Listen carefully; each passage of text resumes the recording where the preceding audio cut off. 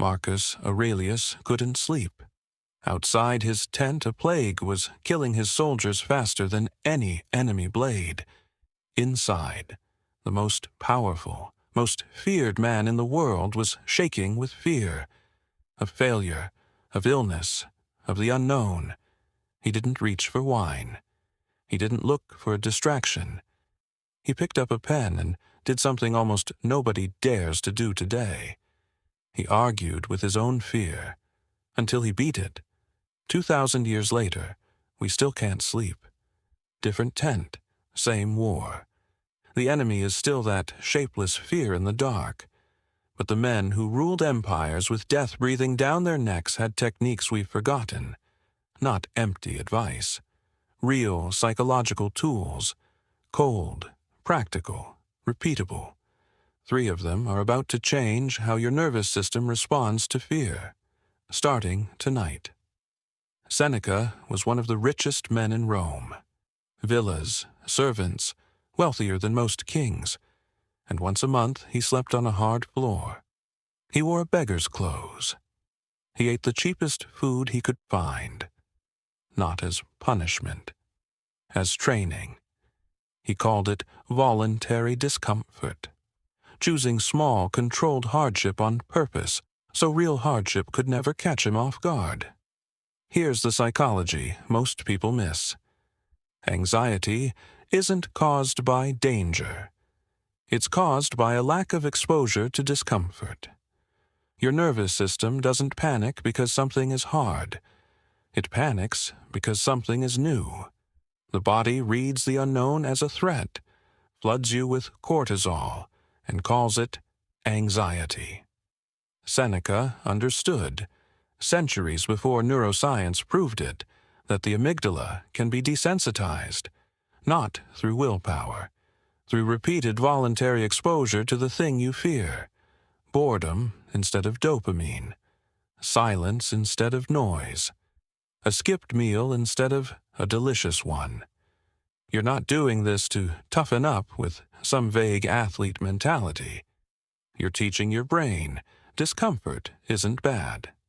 Discomfort is tolerable. Do this often enough with small stressors and your baseline anxiety. That unease before an email, a meeting, a phone call, starts to drop. Not because the world got safer, because you got used to being uncomfortable. Seneca wasn't torturing himself. He was inoculating himself. The Stoics didn't tell themselves everything will be fine. They imagined everything going as wrong as possible. On purpose, deliberately, in detail. In a letter to his friend Lucilius, Seneca described imagining exile, poverty, even the death of people he loved, not to fall into despair, but to calmly sit with the imagined disaster until it lost its power over him. This sounds insane. Shouldn't imagining the worst-case scenario make anxiety worse? Here's the part almost nobody explains correctly. Anxiety's favorite food is uncertainty.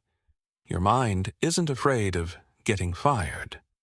It's afraid of the shapeless, undefined thing behind that phrase.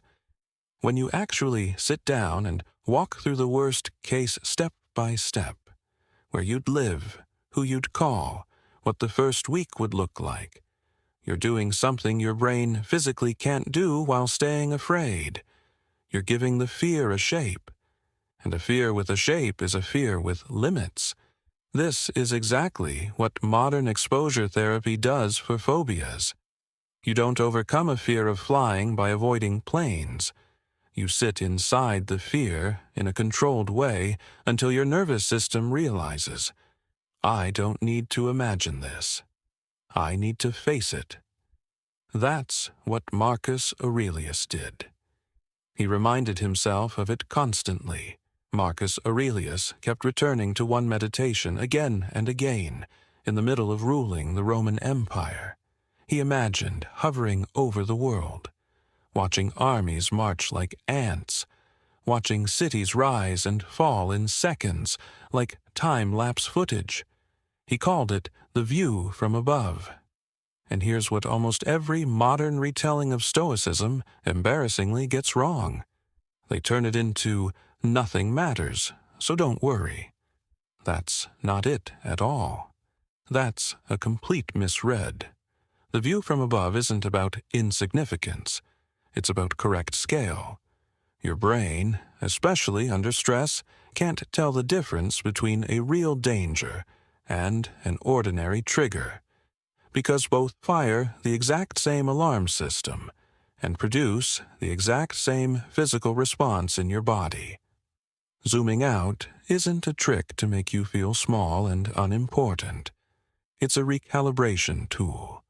When Marcus mentally rose to the height of his empire, above the wars, the betrayals, the whispered plots that kept him up at night, he wasn't running from those problems. He was resetting the scale his nervous system used to measure them. That's why an old man can talk about his ex-wife's rage from 30 years ago and laugh, not because it didn't matter at the time, because he can now separate the weight the moment carried then from the perspective the view from above gives him now. Instead of waiting 50 years and learning this perspective through suffering, Marcus Aurelius found a way to borrow it today. None of these 3 habits cost money. None of them require an app, a retreat, or a coach. They require something much rarer: the willingness to move toward discomfort instead of away from it.